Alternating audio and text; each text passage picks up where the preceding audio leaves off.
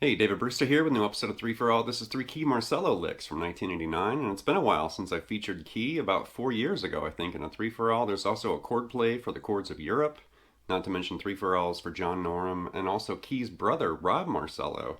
But Kee's definitely a badass guitarist. I've been a fan since I was a teenager.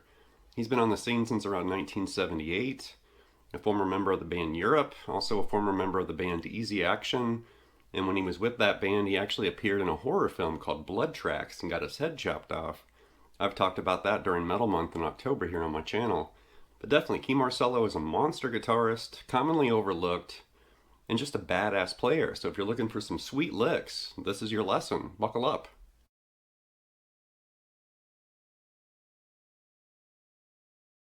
Over the years, I've turned a lot of students on to Kee's music, and I usually start with Europe. Obviously, 2 studio albums. There's also 2 live concert videos you can watch and just totally watch Kee rip it up. And, there's solo albums, there's guest appearances, there's an REH instructional video. But here's an image, like if you're scratching your head and you want to hear more of Kee Marcello, just jamming and tearing it up, check these albums and these videos out.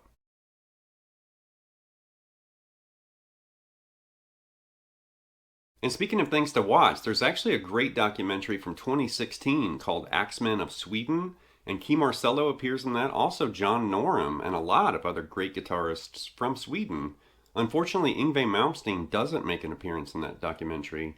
He should have been interviewed or something. That was the only part. It was like, man, there's no Yngwie, but lots of great and important, Swedish guitarists. Great documentary. If you haven't seen it, or even if you have seen it, watch it again. You can find it here on YouTube.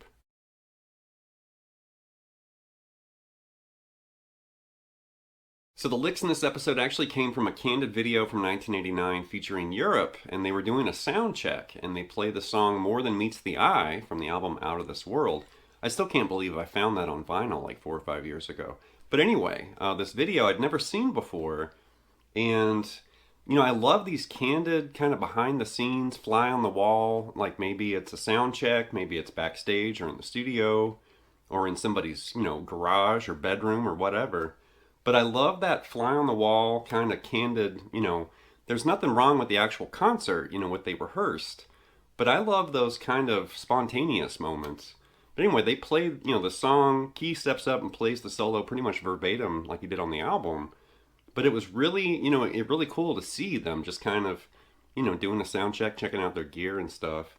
And that's where the licks came from. So just a heads up. And here we go. All right, this first lick's this really expressive melodic phrase. There's a lot of intense string bending and stuff like this.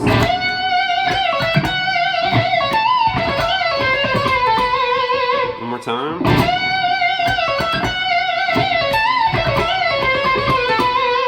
Something like that. So think like F sharp, minor blues right there. And he's grabbing that E, bends it to F sharp with a lot of authority right there. And then you're going to basically release that bend and then pull off that E to that C sharp. And then you want to grab that E and bend it to F sharp again. Like that. And you can do a bend and release on that E back to that C sharp. And then this kind of reminds me of Steve Lukather a little bit. But you're going to grab this A and aggressively bend that and release it to B. Right? And then you're kind of playing with the flat 5 right there. Like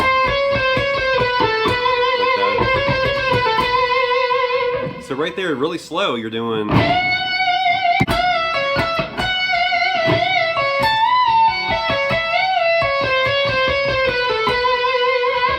faster.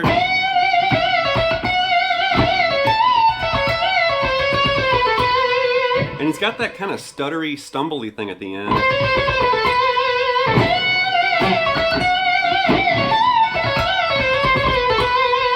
Really cool lick, and I love those kind of aggressive, bends. Like I said, it kind of reminds me of Steve Lukather a little bit, but cool lick.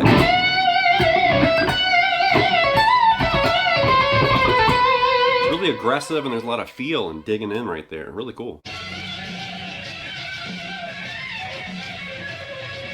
Okay, next up's a melodic bending phrase, and this takes place much lower on the fretboard, and there's a wound string bend. We're actually bending a note on the A string 1.5 steps, which is crazy for a wound string, but something like this.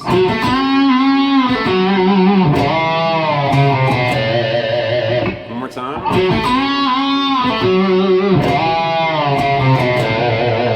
So once again, right there, think F sharp minor blues. You know, F sharp minor pentatonic with the flat 5, right? And we're going to shift slide into this F sharp, grab that A, you're going to bend this B a whole step and then bend it again and release it. And then, you know, end with this A to that F sharp. And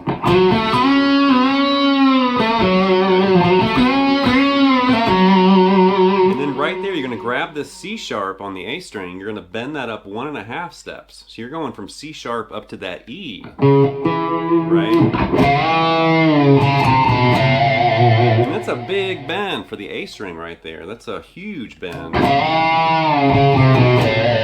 And you can see we're bending that C sharp up to E, and then you're going to come down that F sharp blues. Right? So it's a deceptively hard lick because those bends are really demanding. And I'm a sucker for those wound string bends. It's so cool.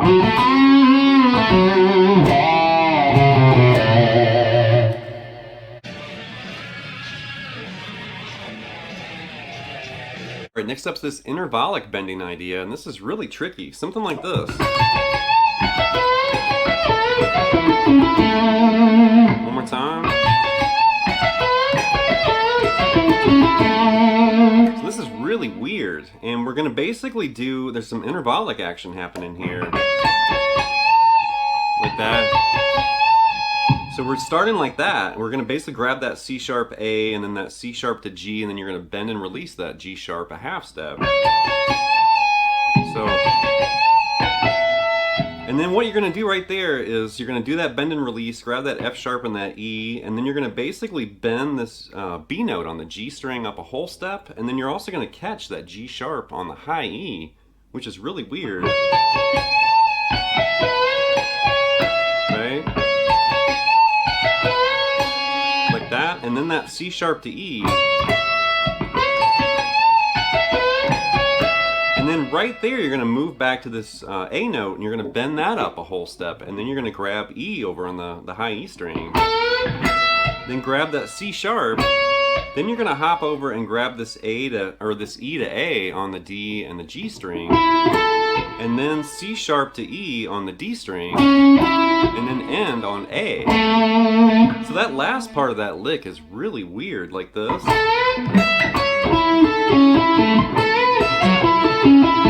It just feels weird. It sounds cool. It has this classical kind of, almost like a, you know, cadence almost. It's just a really hard lick to keep clean and keep it together. Because it's really easy to screw up that end.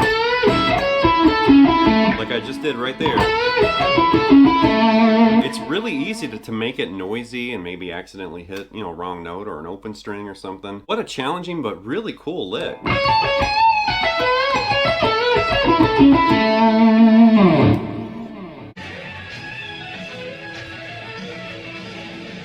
Okay, here's a bonus lick from this footage, and it's a sequence speed lick. Something like this. One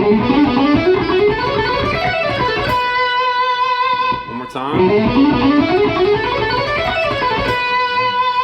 So we're basically playing with F sharp Aeolian right there, and he's doing this like kind of sixes pattern where you're doing 6 notes at a time, and then you're going to do another 6 notes of that scale, and then another 6 notes, and then another 6 notes, and when you get to the top,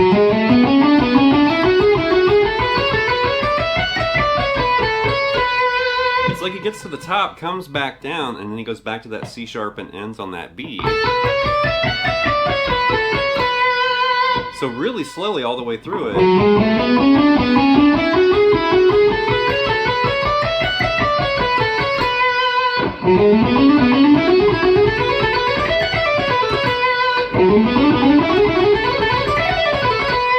And it's like this crammed, you know, speed lick, but really cool.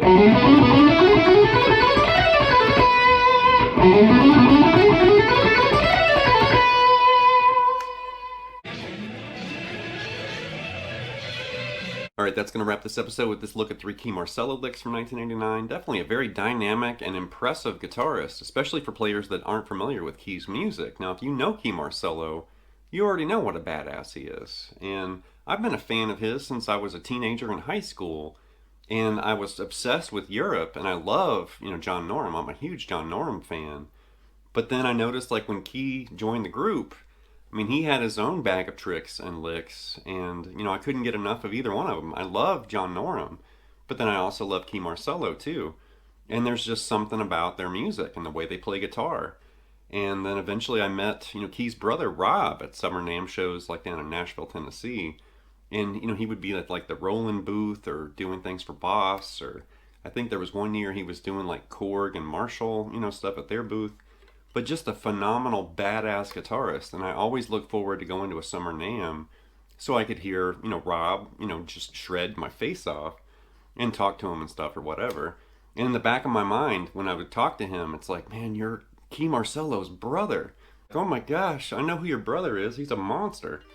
And there's just something about Europe and, the guitarists and musicians that worked with that band. So anyway, leave some feedback and comments. Please subscribe to Layout Lessons, and I'll be back before you know with more content and material. Thank you.